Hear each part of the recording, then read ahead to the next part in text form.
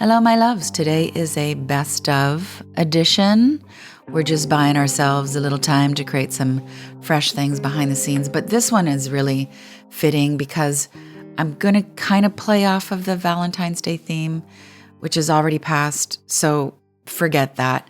What I want to tell you is this is about 5 questions that are about relationship reflection. These questions appear specifically in the Heart-Centered Planner. I built them in as this quarterly check-in, and I'm hoping I can save relationships far and wide.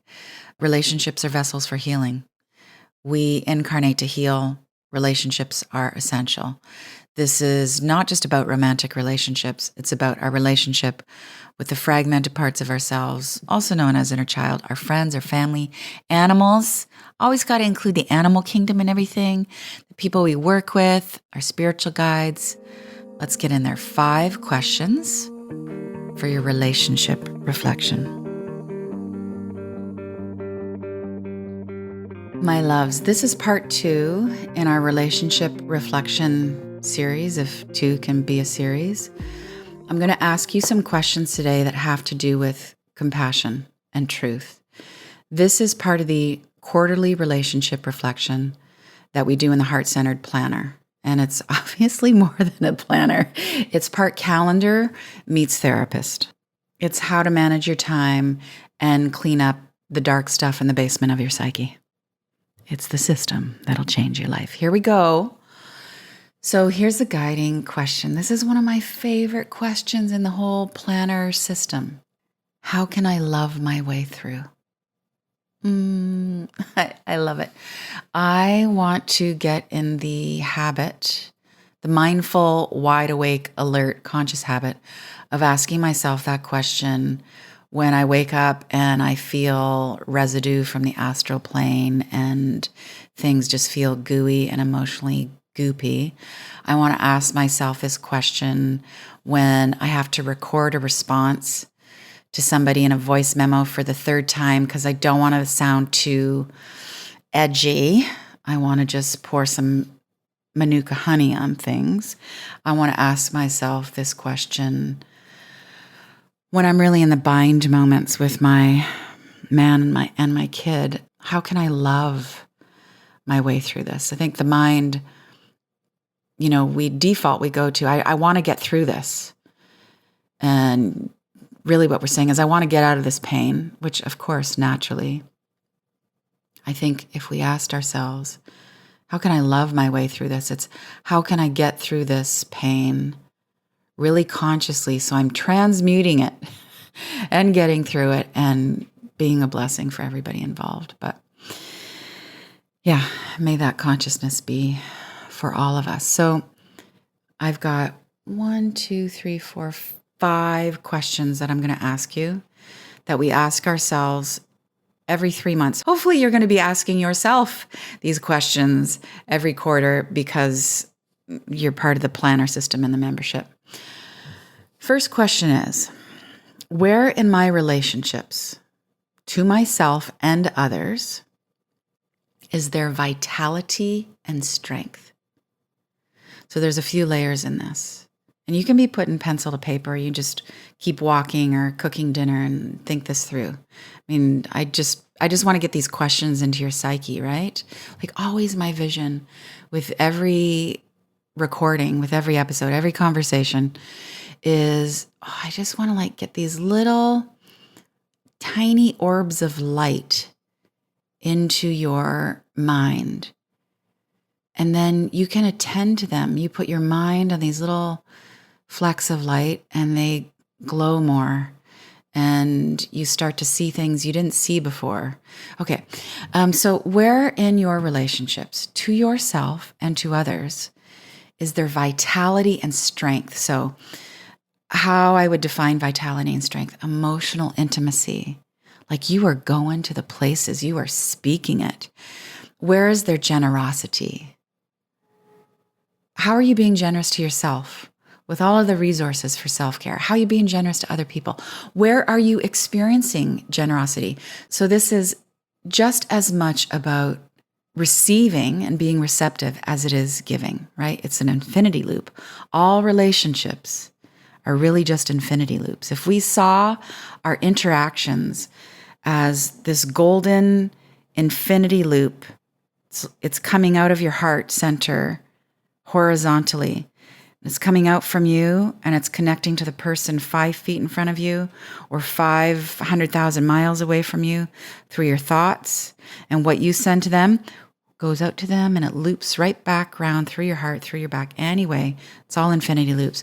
Okay, where in your relationships to yourself and to others is there vitality and strength?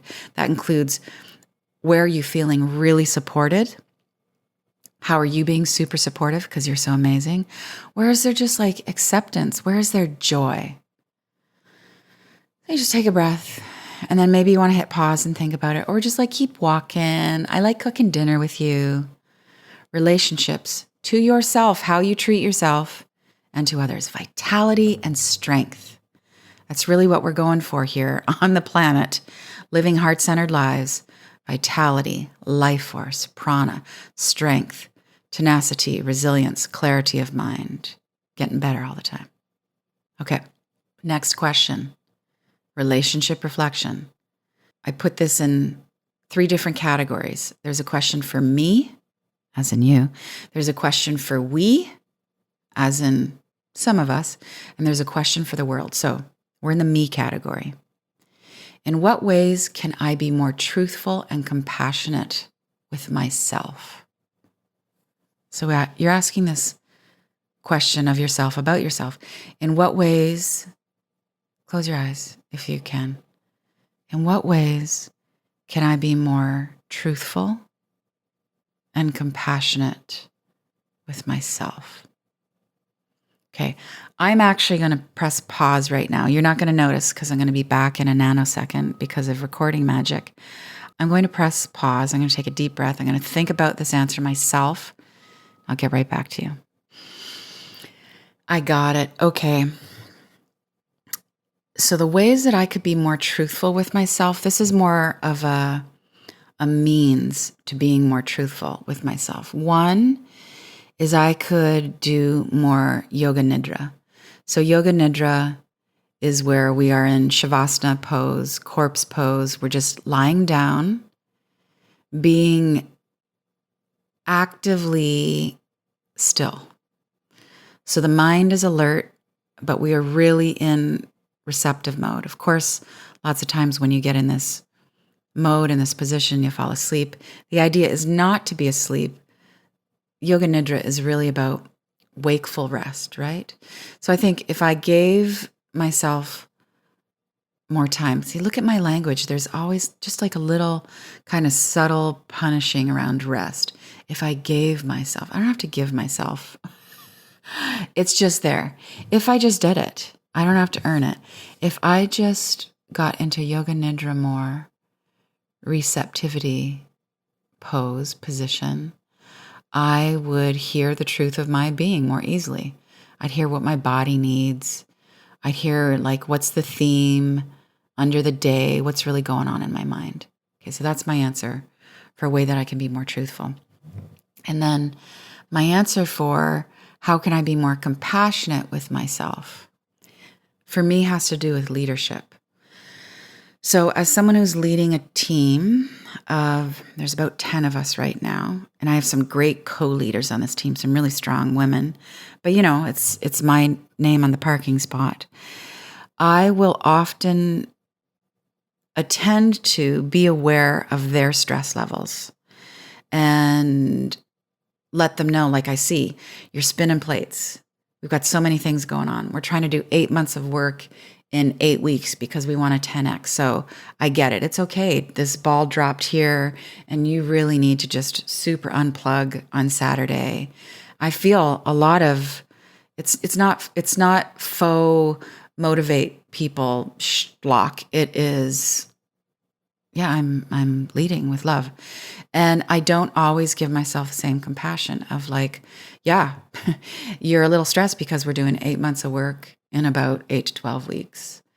I, in the past, have just seen myself as impervious to stress and sisters and brothers, it is all too much. So I just need to say, of course, Danielle, of course you feel like you're a little short and you're a little stretched. I am a little short. I'm only 5'5". And I could do more stretching.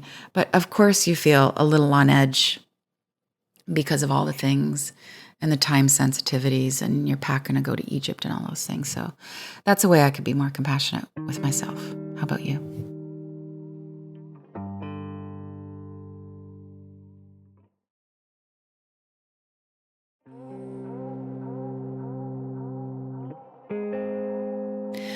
Okay, let's shift gears. Same question, new group. And then just a little bit of context here. So when we're doing this in the Heart-Centered Planner, whether you're doing the weekly or the daily, or you got the undated, or you're a digital person, or you're just coming along for the ride because you're in the membership and you're getting all of these questions in the Sunday emails I send out, or you have no desire whatsoever to have another day planner system, and you're just going to have this podcast to refer to, or you're going to write this in your journal now. These answers don't have to be long. I mean, I'm giving you my answers and I'm giving you all the nuances and all the stuff, but this could be 3 sentences. It could be 5 words. You're just checking in this quarter or the end of the week. We're just stirring up more light to bring some healing to the tough spots. And we're trying to create more habits around loving kindness for ourselves and others. So the context is we. In what ways can I be more truthful and compassionate with others? In what ways can I be more truthful, honest, genuine, authentic, and compassionate? Compassion is merciful, gentle, understanding, it's loving kindness with others. And that includes everybody. That includes all the kingdoms. That includes your in-laws and the animal kingdom and all the different ways of seeing life and political parties and conspiracy and truth and people from your past and people that are easy to love, so easy to love because we resonate. We remind each other of who we are, so much like me, and people that we do not relate to. Okay, so how can you be more truthful and compassionate with others? Just give me a second and I'll be right back with my answer. Okay, I got it. I'm going to give you a really recent, pretty intimate marriage-related answer. So the way that I actually have been more truthful and compassionate with my guy, it's still funny to call him my husband because we've only been married a few months, is I have wanted, when I have a difficult feeling or I want to correct something or I just want to get my needs met, and sometimes it's from that really needy place, and sometimes it's just like healthy, basic communication 101. So I don't want to hurt anybody's feelings. And because sometimes I think I'm an evil queen instead of a benevolent queen of love, I get really quiet. I shut down. I go into a freeze response. And then I don't communicate. And not communicating is not the way to be more truthful with anybody. So one thing I've been doing with my man is to say, I really want to be close. So I'm going to tell you this.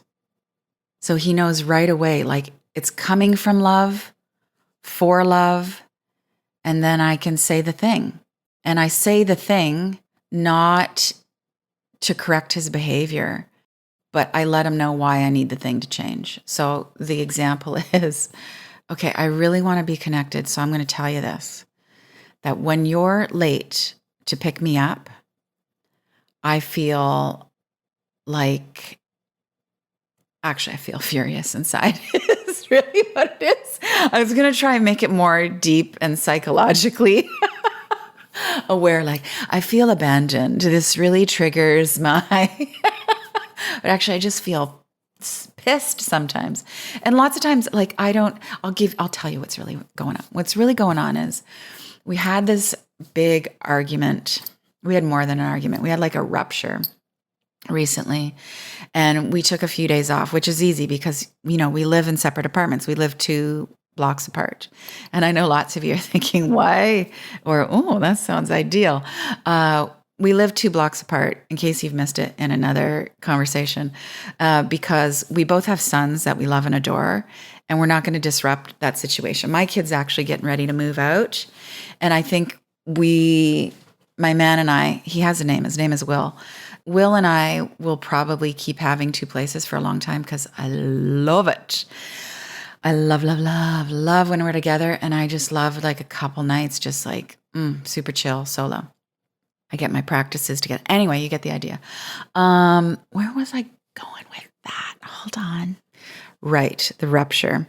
So we were really pissed off with each other. It was pretty serious. And it's easy to take space when you have the physical space. And we weren't really super chatty for like a couple days. I think things were actually pretty terse on text. And then we softened, and then it was time to get back together, and we are so looking forward to getting back together. And I love it when my man makes the plans. And he said, I'll pick you up at 5:30. I made dinner reservations for the restaurant just down the street, and can't wait to see you. And 5:30 comes, and he's not here. And I can see the restaurant from my street. I'm going to walk down. We're going to be on time. And I text him. And I say, are we confused? Are you meeting me at the restaurant? I know he's not confused, but I'm giving him an out, right? And he'd forgotten. He lost track of time. Actually, more accurately, he didn't forget. He just lost track of time because, and I have his permission to tell you all the things, because Will has a special ADHD brain and will get on these hyper-focus projects and quite literally just is in a different dimension. And this was not the best day to go hyper-focus and be late for me. Any other day, I'm like, whatevs, babe, totes. I'll meet you at the restaurant or whatever. But things had been pretty tender and implosive prior. So he should have been on time. And we got to the restaurant, and instead of falling into his arms and having a big smooch, classic Will kiss, I was just like, hey. Not just, hey, are you late? But we lost our reservation because we were more than 15 minutes late. I didn't say it like that. I was fuming inside, but I wanted to just love on him so intensely that the compromise I could come up with, the most enlightened thing I could do was just be like, hi, not give him shit, but I couldn't plant one on him either. And I just said, babe, you need to set alarms for yourself. And that, in that moment, was truthful and compassionate for me. Like, I took his special brain into consideration. There was no blame. It was just a request that was going to be really good for both of us in the future. Okay, so how about you? In what ways can you be more truthful and compassionate with others? It might be ways of communicating. It might be how frequently you check in. It could be just some 4, 6, 8 breathing before you say the thing. It could be asking the really simple question before you speak. What do we have in common? And how can I love my way through this? Okay, the next question. It's the same question, but it's a different dominion. So now we look at the world. We go from me to we to the world. So in what ways can I be more truthful and compassionate with the collective? This is such an on-time question right now with all the political stuff that's not just going on in the United States, but there's elections happening everywhere, and there's this divisiveness that is just, it's working its way through every kitchen in every country. So by the collective, we're talking about other religions, other families, other gangs, other tribes, other political parties, people who see things differently than you, people who see things the same as you, and then one day they have a different opinion, and you're just like, whoa, I thought you were awake. Now you're being all woke. I think so many of us, unless you're in a monastery, are in fight-flight mode, either consciously or unconsciously. And really, we're just walking through the world looking for a fight. which is to say, the ego wants to stir shit up to have us play small. But really, really, really, what the ego, the unhealed self, the inner child, the wounded stuff is really looking for is love. All those fights that we are creating, taking the bait on, are really opportunities to ask yourself, actually, how can I be more truthful and compassionate right now? Okay, last question. So again, context. This is the relationship reflection. This is just one part of it that we do quarterly, heart-centered planning system. This is last question, specifically on the left-hand page. What do I need to stop doing? What do I need to stop doing? What do I need to let go of? How can I bless and release that? What do I need to stop doing? And how can I bless and release that? And this is in the context of relationships. We need to stop thinking that we're separate. We need to stop having conversations when we're hungry. I'm sorry for all the things I said when I had low blood sugar.